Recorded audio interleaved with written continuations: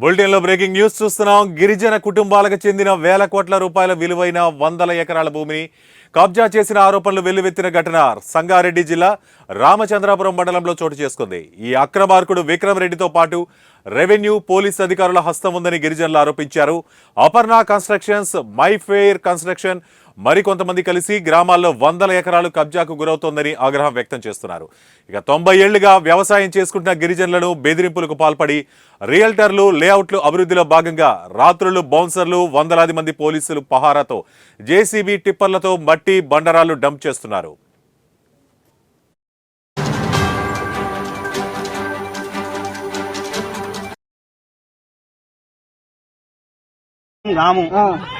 అసలు మేము ఏమి కాము డేలో చేసుకున్నటువంటి పనులు పని చేస్తున్నాము. వాళ్ళు ఏ టైం పని చెప్తే ఆ టైంకి వస్తాం. ఈ టైంలో దొంగతనం మాకు తెలియదమ్మా.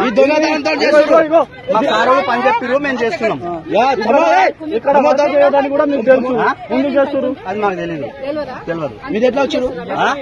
మా సార్ వాళ్ళు పని చెప్తారు. సార్ పని చెప్తే వస్తారా? సార్ పని చెప్తే వస్తారా? వాళ్ళ పనులు వాళ్ళు చేస్తారు. పని మేము చూస్తున్నామన్నా, మేము చూస్తున్నాము. అవును, పొద్దున్న ఏం చేయలేము.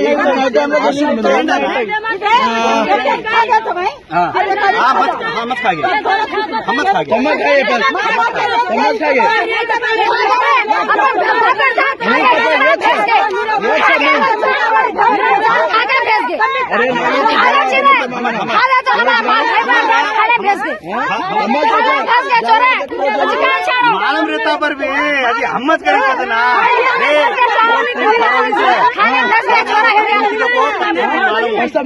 कोणी आपण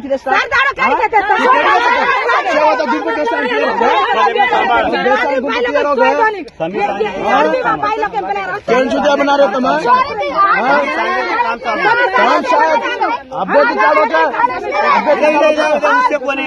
इधे सबने नेक्कत के दे रोचू सबने एक्का के रोचू इधे हम मुकन काम कर रहे सर.